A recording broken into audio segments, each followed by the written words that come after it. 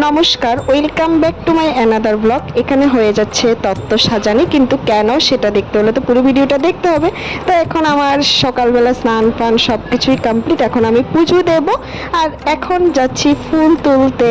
এখন গাছে একেবারেই ফুল নেই, কারণ আছে হয়তো বা একটা দুটো আছে, এই একটা দুটো ফুল আমি নিয়ে নেব। আর এই যে এখন চলে আসলাম আমার পাশের মানে দাদুদের বাড়িতে, ওদের আজ তো আশীর্বাদ, তো তত্ত্বগুলো একটু দেখালাম। আর এখন আমার ফুল তোলাও হয়ে গেছে কমপ্লিট। আর এই হচ্ছে আমার পুরো বাড়ি।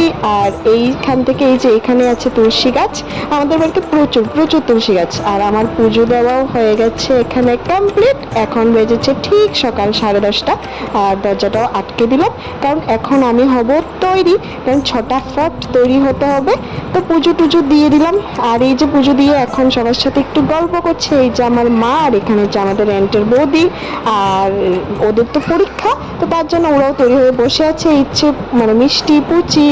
আর এই যে এখানে আর একটা বৌদি আছে, ও বৌদি রেডি করাচ্ছে, কারণ ওদের পরীক্ষা আজকে। আর আমি এখন ড্রেস আমার ইয়ারিং সব নিয়ে নিয়েছি, এখন রেডি হব। রেডি হয়ে তারপর আবার আসছি। তো এই যে আমি হয়ে গেছি এখন সম্পূর্ণ তৈরি।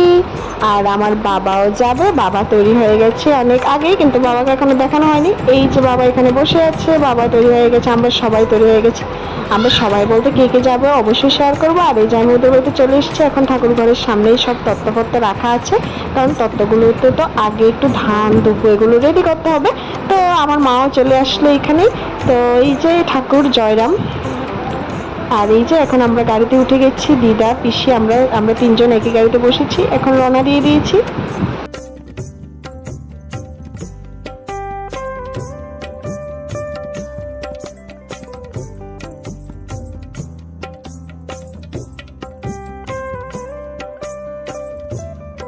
এখন আমরা চলে এসেছি মেয়ের বাড়িতে উঠছি সবাই তত্ত্বপত্র নিয়ে। আর এখানে এই যে ডেকোরেশনটা খুবই সুন্দর হয়েছে, সবগুলো তত্ত্ব এখানে রাখা আছে। আর একটু পর আশীর্বাদের অনুষ্ঠান শুরু হবে।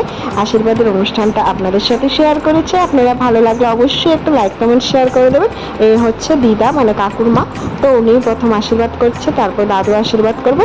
তো বেশি ভিডিও করিনি ওই দিন, প্রচুর মানে কি বলবো, এত গরম মানে আর বলার মতোই না।